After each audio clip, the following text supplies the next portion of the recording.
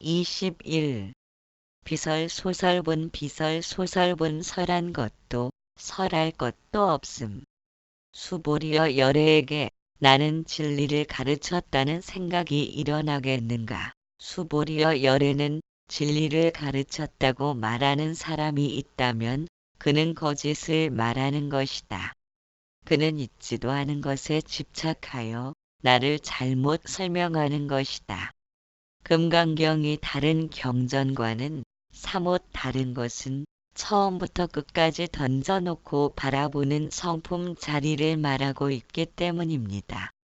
그것을 일승이라고 합니다.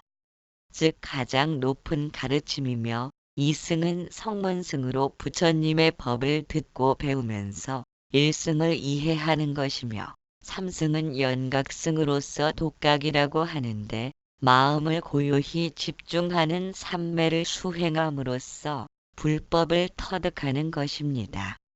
불법을 배우고 터득하면서 이치의 장애 2장을 극복하는 것이 성문이고 현상의 장애 4장을 극복하는 것이 연각입니다. 이와 같은 삼승이 있지만 오직 일승만이 참된 것이라고 말씀하였습니다.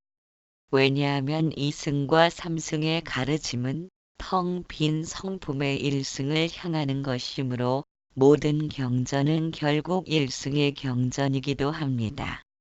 부처님은 제자들에게 말씀하길 나는 49년간 8만 대장경을 설했지만 사실은 한마디도 설한 것이 없다고 하였습니다.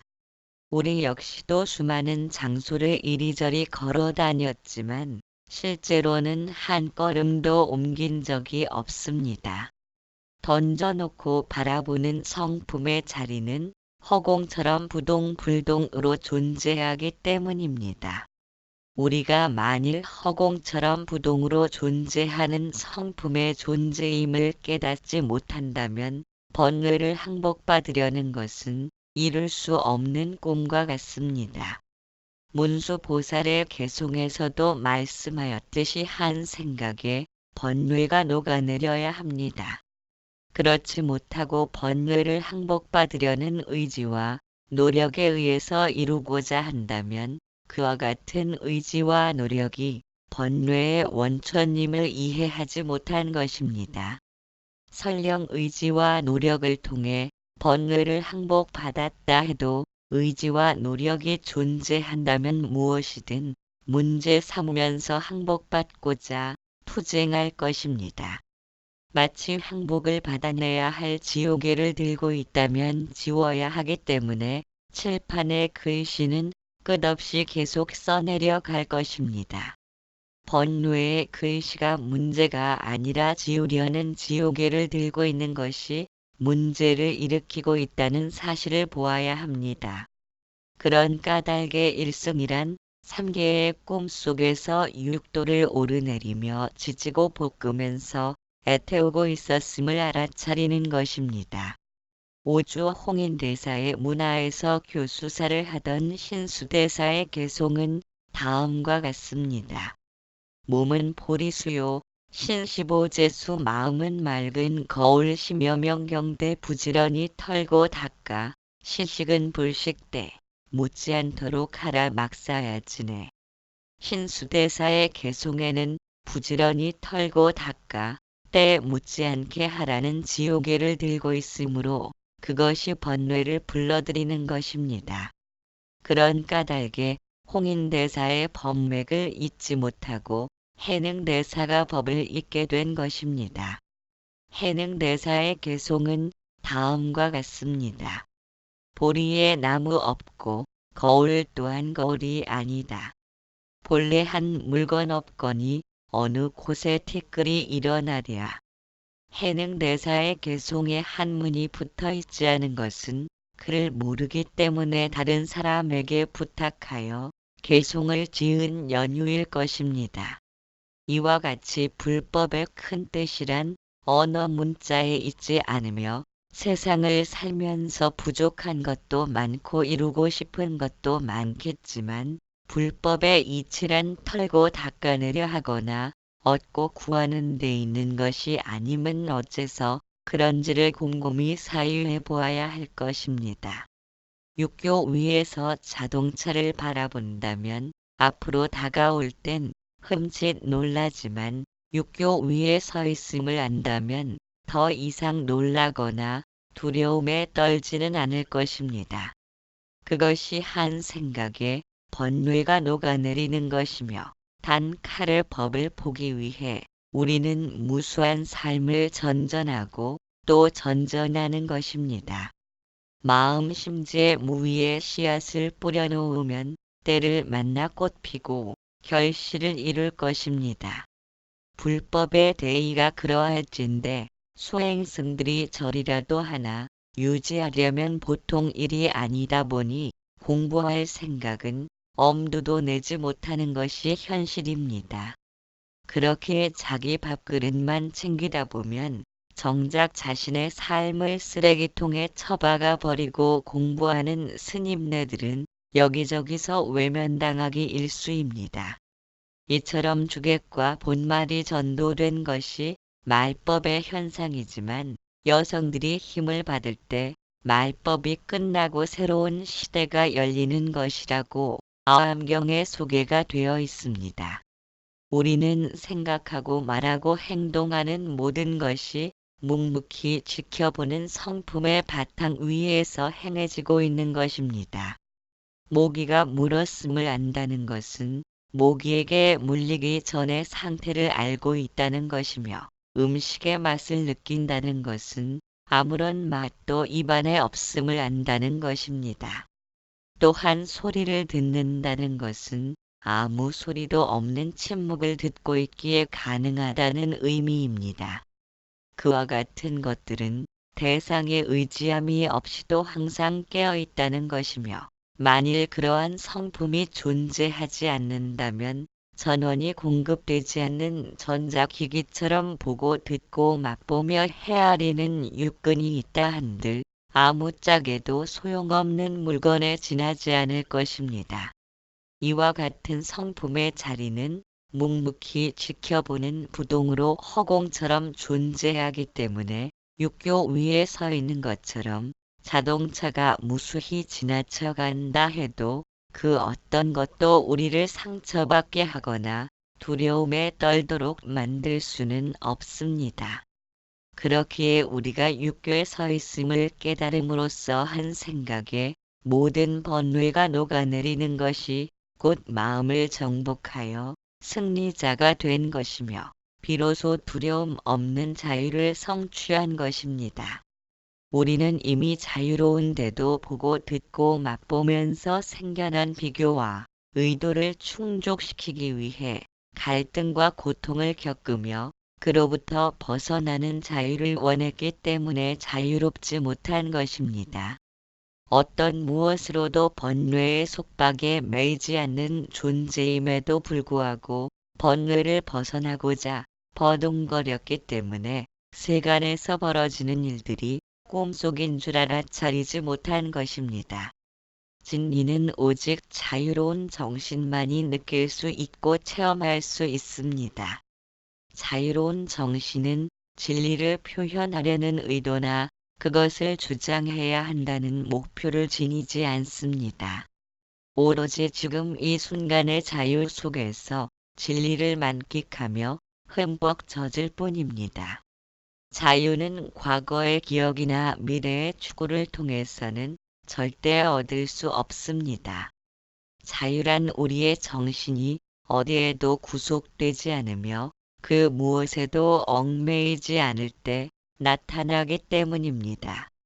따라서 언어는 과거의 관념이므로 말로 표현될 수 있는 진리는 과거라는 틀에 짜 맞추어진 것에 불과합니다.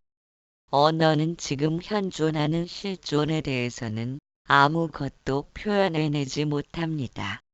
사과 맛을 언어로는 설명하기가 불가능한 것처럼 동물들의 울음소리는 다르지 않아도 세계의 각국 나라마다 표현을 달리하는 것은 이 때문일 것입니다.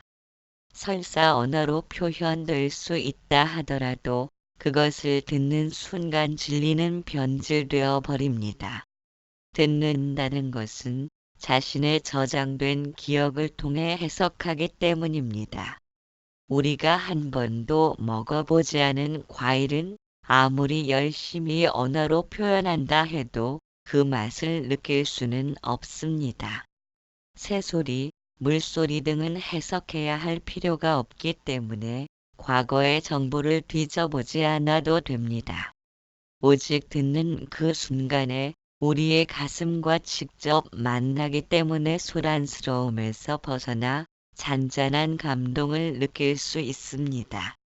그런데 누군가에게 무엇을 듣는다면 그러한 신선함을 느낄 수 없습니다. 듣는 순간 사고는 이미 지나간 과거의 기억 속에서 듣기 때문입니다. 그러나 금강경은 언어가 아닙니다. 이미 언어를 초월하여 존재하고 있습니다. 금강경은 말합니다. 열에는 진리를 가르쳤다고 말하는 사람이 있다면 그는 거짓을 말하는 것이다. 그는 있지도 않은 것에 집착하여 나를 잘못 설명하는 것이다. 라고 하였습니다. 던져놓고 바라보는 마음자리는 배운다고 얻어지는 것도 아니며 무엇 배웠다고 잃어버린 것도 아닙니다. 천상천하 유아 독존이라고 세상은 온통 그것뿐이기 때문입니다. 자동차가 움직이는 것은 운전자가 있기에 가능한 것처럼 육신은 물질이라 스스로 움직일 수 없지만 육신의 운전자가 존재하기에 살아서 움직이는 것처럼 보일 뿐입니다. 육신의 운전자가 빠져나가면 육신은 그대로 멈추며 즉각 치수 화풍사대로 흩어집니다. 육신의 운전자는 형상을 지니지 않았기에 이것과 저것으로 나눌 수 없는 허공처럼 존재합니다. 우리가 나와 남을 구분 지을 수 없는 육신의 주인공인 운전자를 망각한 채 보고 들음에 정신이 팔려 있다면 온전한 삶을 살아간다고 말할 수는 없을 것입니다. 육신의 운전자를 언어로서 다른 사람에게 설명해 준다면 무엇을 어떻게 설명할 것인가? 설명하려는 자체가 운전자가 행하고 있음에도 그것을 전혀 알지 못한다는 의미가 됩니다. 나라는 아상과 나와는 다른 너라는 인상이 관념적으로 존재하기 때문입니다. 진리를 언어로 이해하기 위해 부지런히 머리가 굴러가는 것을 지켜보아야 합니다. 내면이 언어로 흘러다니면 과거와 미래를 전전하기 때문에 고요하게 앉아서 30분도 마음을 집중할 수 없도록 산만해집니다. 언어가 허상이 아니라 실체적 진실이라면 각국 나라의 언어가 동일해야 합니다. 그러나 서로 다르기 때문에 이쪽에서는 이렇게 떠올리고 저쪽에서는 저렇게 떠올린다면 그것을 참된 것이라고 할 수는 없습니다. 그러나 영상은 그렇지 않습니다. 세계 어느 나라 사람일지라도 똑같은 영상을 그려냅니다. 그렇기에 명상의 길에는 언어보다는 영상을 떠올리면서 내면 스크린을 적극 활용해야 합니다. 바둑의 전문 기사들은 바둑알이 움직이는 것을 그대로 그려낼 수 있지만 초보자는 그렇지 못합니다. 우리가 진리를 받아들이려면 언어가 가리키는 바를 영상으로 옮겨 놓을 수 있어야 합니다. 왜냐하면 영상이 없이 언어만으로 존재할 수 있는 것은 아무것도 없기 때문입니다. 그러나 우리는 오랜 시간 동안을 언어에 중독된 상태로 지내왔기 때문에 언어는 존재하지만 영상은 온데간데 없이 사라지고 없습니다. 그렇기에 내면은 거짓된 언어관념으로만 들어찼기에 육신이 곧 법신이라는 사실에 눈뜨지 못하는 것입니다. 또한 언어를 영상으로 옮겨 놓다 보면 보고 듣고 맛보고 촉감하는 모든 것이 한 곳에서 나타나고 있음을 알 수 있습니다. 그렇게 걸어가면서 대화를 나눌 수도 있고 꽃의 향기도 맡으면서 주변도 살필 수도 있는 것입니다. 손으로 머리를 만지면 손도 알고 머리도 압니다. 그것은 내면의 스크린이 우리의 몸 속에 존재하는 것이 아니라 우리의 몸 자체가 내면의 스크린이라는 의미입니다. 육신의 몸이 있고 허공의 법신이 있는 것이 아니라 우리의 육신이 곧 허공 법신입니다. 그래서 선사들은 하나같이 찾고자 하면 지나쳐간다고 말씀하는 것입니다. 찾는 사람들은 육신이 곧 법신임을 알지 못하기 때문에 찾고 있지만 찾음을 내려놓기 전까진 여전히 법신으로 법신을 찾아 헤매는 미혹에 빠진 것입니다. 또한 듣고 배운 것이 없으므로 찾지 않는다면 그 또한 육신이 법신임을 알지 못합니다. 육신이 법신이고 법신이 육신임을 안다면 어딘가로 향하려는 언어의 유혹이 망상임을 알아 득달같이 내려놓고 순간순간을 인식하는 지켜봄의 화살을 부지런히 쏘아 올려야 합니다. 그래야만 끈질기게 얻고 구하려는 마음의 습성으로부터 자유를 성취하게 됩니다. 그렇기에 붓단은 던져놓고 바라보는 성품을 알지 못한 채 생멸심으로 궁극적인 완성을 꾀하려는 것은 모래를 삶아 밥을 만들려는 것과 같다고 하였습니다. 작은 점이 모여 선을 이루듯 우리가 맞이할 수 있는 것은 오직 지금 이 순간뿐이라는 사실을 이해한다면 그것이 곧 삶의 전부입니다. 그에게 있어 지나간 과거의 회상과 미래의 추구에 대하여 더 이상 마음 쓸 필요가 없습니다. 오로지 지금 이 순간을 전적으로 깨어 있음으로써 비로소 허덕이는 갈망이 쉬고 갈망이 쉼으로써 얻고 구하려는 마음의 습성이 가라앉게 되는 것입니다. 산의 정상을 올라가기 위해 내딛는 한 걸음이 곧 삶의 목적임을 이해한 까닭입니다. 지금 이 순간 이대로가 본인에게 주어진 최선의 정답임을 알기에 아무런 부족함도 없는 충만함을 만끽합니다. 자신의 능력에 맞는 일을 찾아 열심히 할 뿐 능력 밖의 일을 넘보지 않습니다. 또한 물질의 부족함이 있더라도 남에게 베푼 것이 없음을 알기 때문에 자신의 처지를 비관하지 않습니다. 그는 과거와 미래 그리고 현재라는 덧없는 시간의 꿈에서 깨어난 것입니다. 우리를 슬프게 하는 것.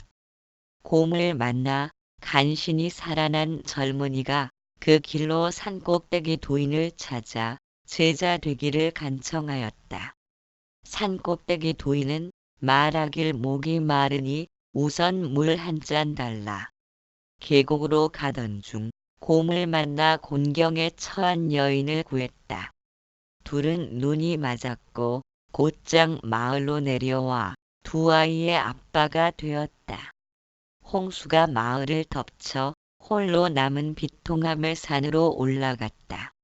산꼭대기 도인은 말하길 내가 부탁한 물 한 잔은 어디 있는가? 22. 무법 가득 본 법은 가히 얻을 것이 없음. 왜 그런가? 거기에는 티끌 만한 법도 없으며 인식되지도 않기 때문이다. 그래서 그것을 가장 높고 오르며 완벽한 깨달음이라고 부르는 것이다. 이 장에서는 이르길 가장 옳고 완벽한 깨달음이란 티끌 만한 법도 없으며 인식되지도 않기 때문이라고 하였습니다. 앞에 10장에서 3000년 전에 붓다께 수기를 준 연등불 회상에서 무언가 배운 것이 있어서 수기를 받았겠느냐고 묻자 수보리존자는 아무것도 배운 것이 없다고 하였습니다. 그 당시 붓다의 전신인 선해 수행자에게는 법을 성취한 것이 아무것도 없는 상태였을 것입니다. 만일 무언가 이룬 것이 있어야 하고 성취된 것이 있어야 수기를 받는다면 성취할 법이 있다고 말할 수 있습니다. 그러나 이처럼 아직 아무것도 이룬 것이 없고 성취된 것이 없다 해도 수기를 받을 수 있다는 것은 티끌 만한 법도 없다는 의미가 됩니다. 법이란 진리를 가리키는 의미이기도 하며 또한 마음이 헤아림을 일으키는 객체이며 대상입니다. 즉 눈, 귀, 코, 혀, 몸의 감각기관이 받아들인 정보를 통해 옳고 그름, 선과 악, 좋고 나쁨 등의 헤아림을 일으키는 것이 법입니다. 만일 어떠한 법도 없다면 마음에서 반연할 수 있는 헤아림이 없기 때문에 마음은 생겨나지 못합니다. 가령 눈이 없어서 사물을 전혀 보지 못했다면 색깔에 대한 관념을 만들지 못하므로 색깔에 대해 좋고 싫은 분별도 일어나지 않습니다. 이와 같이 모든 감각기관이 전부 없다면 티끌만한 법도 없는 것과 같아서 인식하는 마음 자체가 존재하지 않습니다. 옳고 그름, 선과 악 등을 헤아릴 수 있는 어떠한 법도 없기 때문입니다. 그런데 금강경에서는 티끌만한 법도 없는 그것을 가장 높고 오르며 완벽한 깨달음이라 부른다고 하였습니다. 무엇 때문인가? 마음이 아닌 성품은 모두가 전체로 존재하기에 옳고 그름, 좋고 나쁜 등의 헤아림을 필요로 하지 않기 때문입니다. 그래서 스스로 존재하는 충만함이라고 표현하는 것입니다. 눈에는 보는 작용과 보는 성품이 있습니다. 보는 작용이란 눈에 비친 사물이 무엇인지를 아는 것입니다. 그러나 보는 성품은 사물이 있든 없든 좋든 싫든 관계없이 항상 비추고 있습니다. 감은 눈을 벌리면 언제든 사물을 비추입니다. 눈을 감고 있어도 어두컴컴한 눈꺼풀을 바라보고 있습니다. 그러한 성품은 끊어짐 없이 항상 이어지고 있기 때문에 사물이 있음도 알고 형상 없는 허공도 알아차리는 것입니다. 귀도 역시 작용과 성품이 존재하므로 소리도 듣고 소리 없음도 듣고 있습니다. 나머지 냄새와 맛, 감촉도 역시 작용과 성품을 지니고 있습니다. 아무런 냄새도 없고 아무런 맛도 없고 아무런 촉감도 없음을 알기 때문에 향과 맛과 다이는 촉감도 느낄 수 있는 것입니다. 무언가 접촉하는 것이 있어서 아는 것은 대상을 의지하여 존재하지만 이처럼 아무런 접촉이 없는데도 알기 때문에 의지함 없이 스스로 존재한다고 말하는 것입니다. 대상에 의지하여 생겨난 작용은 마음이라 불리며 대상이 사라지면 작용도 사라지지만 성품은 대상이 있건 없건 늘 존재하므로 우리의 육신은 지수화풍으로 멸해도 성품까지 멸하지는 않습니다. 단지 헤아리는 인식작용이 사라지므로 육신과의 연결고리가 끊어질 뿐입니다. 성품이 육신을 따라 멸한다면 인간의 업력은 존재하지 말아야 합니다. 또한 우리가 무엇을 하든 지켜보는 성품은 언제나 깨어있는 상태로 존재합니다. 그렇기에 깊은 잠을 잤는지 선잠을 잤는지도 알고 꿈도 기억해내는 것입니다. 또한 금방 숨이 넘어갈 듯 죽을 만치 힘든 상황이라서 말로도 표현할 수 없고 생각조차 일으킬 수 없더라도 그 모든 것을 지켜보는 성품은 언제나 그렇듯이 늘 변함없이 그러합니다. 만일 모든 상황에 따라 지켜봄이 달라진다면 죽을 만치 힘든 상황에서는 지켜봄도 나타나지 말거나 희미하게 깨어 있어야 합니다. 그렇다면 우리는 죽을 만치 힘든 상황에서는 힘들다는 것을 몰라야 합니다. 그러나 그렇지 않으므로 우리에게 생사는 일어날지라도 지켜보는 성품은 언제나 변함없는 그대로 존재하는 것입니다. 그런 까닭의 생사에 관계없이 지켜봄은 한결같으므로 자신이 지은 업은 지느길에 바퀴 자국이 남듯이 새로운 육신을 받아도 업은 그림자처럼 달라붙는 것입니다. 이와 같은 성품의 자리는 티끌 만한 법도 없어서 인식되지 않는다 해도 늘 변함없이 존재하며 끊어짐 없이 존재하는 까닭에 그 어떤 것도 들어서지 못합니다. 생멸 변화의 끊어짐이 있는 마음은 중간을 비집고 헤아릴 바가 있으므로 인식과 분별, 의지를 일으킬 수 있는 것입니다. 그러나 끊어짐 없이 존재하는 것은 허공처럼 어떤 물건도 용납하지 않으며 밤과 낮이 교차해도 전혀 물드는 바가 없으므로 이쪽과 저쪽으로 나눌 수도 없는 것입니다. 이처럼 우리의 성품도 끊어짐이 없으므로 인식을 통해서는 티끌만치도 헤아릴 바가 없습니다. 그래서 그것을 가장 높고 오르며 완벽한 깨달음이라고 부르는 것입니다. 업력. 페인트 칠이 벗겨진 벤치에서 초등학생 정도 되는 딸아이를 나무라는 부녀지간인 듯한 모습을 물끄러미 바라보았다. 아파트로 올라가는 언덕을 향해 가면서 아이는 고개를 숙인 채 고개만 끄덕이고 있었고 젊은이는 연실 아이를 나무라면서도 차가 내려오자 아이를 한쪽으로 비켜 세우기에 여념이 없었다. 차로부터 떨어진 갓길에서 아이는 말없이 땅만 보며 걸었고 젊은이가 사라질 때까지 시선을 떼지 못했다. 23. 정심횡선분 정심횡선